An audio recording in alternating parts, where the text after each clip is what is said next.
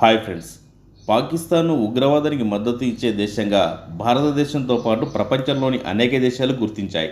2001లో అమెరికాలోని ట్విన్ టవర్స్పై దాడి చేసిన ఒసామా బిన్ లాడెన్ పాకిస్తాన్లోని అబాటాబాద్లో పట్టుబడిన సంఘటన, అలాగే 2008లో ముంబై దాడుల్లో పాల్గొన్న అజ్మల్ కసాబ్కు పాకిస్తాన్తో సంబంధాలు ఉన్నట్లు తేలడం, 2019 పుల్వామా దాడి వెనక పాకిస్తాన్ ఉన్నట్లు ఇటీవల ఆ దేశ రక్షణ అధికారి చెప్పడం, ఇటీవల కొంతమంది పాకిస్తాన్ రాజకీయ నాయకులు తమ దేశ ఉగ్రవాదానికి మద్దతు ఇచ్చినట్లు బహిరంగంగానే అంగీకరించడం, వీటన్నిటిని పరిశీలిస్తే ఎవరికైనా అర్థమవుతుంది పాకిస్తాన్కు ఉగ్రవాదానికి ఎంత దగ్గర సంబంధం ఉంటుందో.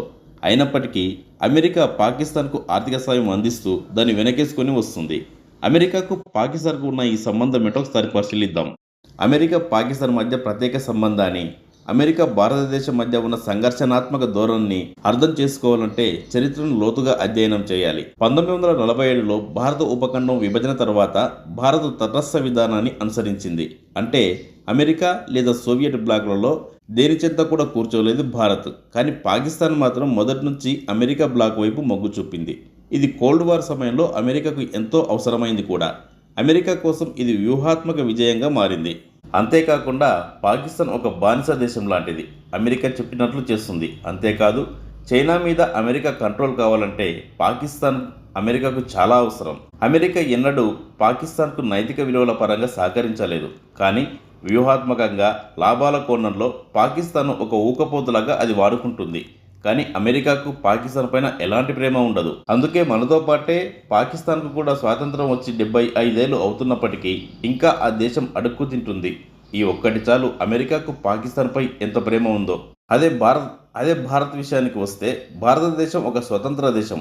ఇది ఎవడి మాట వినదు. అమెరికాకు తను చెప్పినట్లుగా నడుచుకునే వాళ్ళు కావాలి. కానీ భారతదేశం దగ్గర అలాంటి పప్పులు ఉడకవు.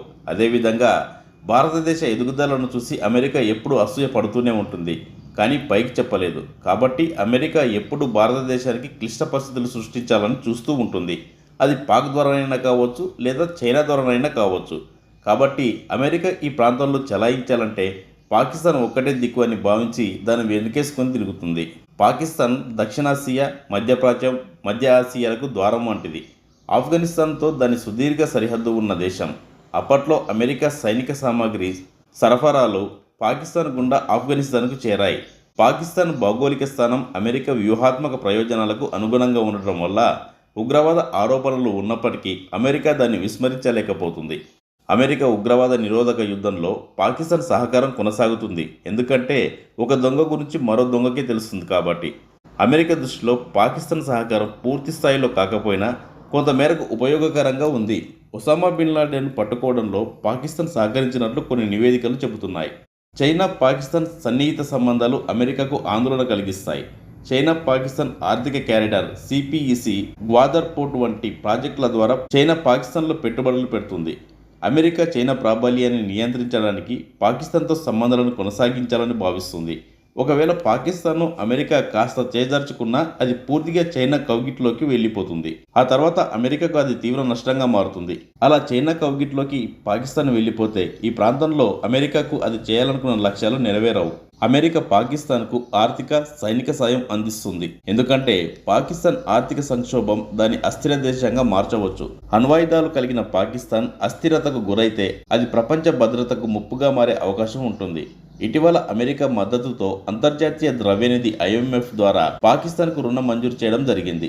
అమెరికా సైనిక సాయం పాకిస్తాన్ సైన్యాన్ని బలోపేతం చేయడానికి, తద్వారా ఉగ్రవాద బెదిరింపులను నియంత్రించడానికి ఉపయోగపడుతుందని అమెరికా భావిస్తుంది. అమెరికా పాకిస్తాన్లో తన నిఘా కార్యకలాపాలను కొనసాగించడానికి డ్రోన్ దాడులు, గూఢచర్యం కోసం పాకిస్తాన్ సహకారం అవసరం. పాకిస్తాన్ సైన్యం ఇంటర్ సర్వీసెస్ ఇంటెలిజెన్స్ అంటే ISIతో అమెరికా సమాచార భాగస్వామ్యం చేస్తుంది. ఈ సహకారం అమెరికాకు ఉగ్రవాద బెదిరింపులపై సమాచారం అందించడంలో కీలకంగా మారుతుంది. అమెరికా పాకిస్తాన్ను ఇష్టపడుతుంది అనడం కంటే ఇది వ్యూహాత్మక అవసరాల ఆధారంగా నడిచే ఒక సంబంధం. పాకిస్తాన్ భౌగోళిక స్థానం, ఉగ్రవాద నిరోధక సహకారం, చైనాతో సమతుల్యత, ఆర్థిక స్థిరత్వం, నిఘా కార్యకలాపాలు, అంతర్జాతీయ దౌత్యం, చారిత్రక సంబంధాలు, ఈ అంశాలన్నీ ఈ రెండు దేశాల బంధాన్ని ప్రభావితం చేస్తాయి. అయితే పాకిస్తాన్పై ఉగ్రవాద ఆరోపణలు అమెరికా పాకిస్తాన్ సంబంధాలను ఇటీవల సంక్లిష్టం చేస్తున్నాయి. భవిష్యత్తులో పాకిస్తాన్ ఉగ్రవాద సంస్థలపై కఠిన చర్యలు తీసుకుంటే ఈ సంబంధం మరింత స్థిరంగా మారవచ్చు. కానీ ప్రస్తుతానికి అమెరికా వ్యూహాత్మక ప్రయోజనాలు పాకిస్తాన్తో సంబంధాలను కొనసాగించడానికి బలమైన కారణాలుగా ఉన్నాయి.